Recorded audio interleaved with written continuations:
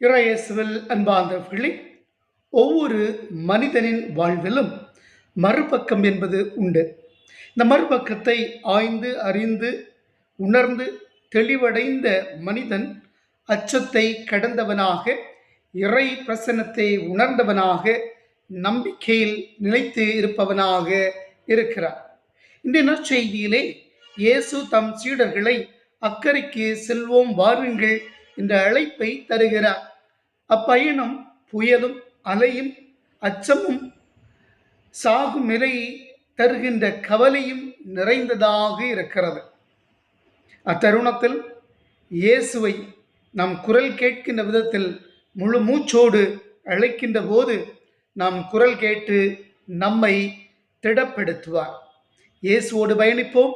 அக்கறை என்ன, எக்கரையும் நமக்கு எளிதாகும். இன்றைய நாள் ஒரு நல்ல நாளாக அமைய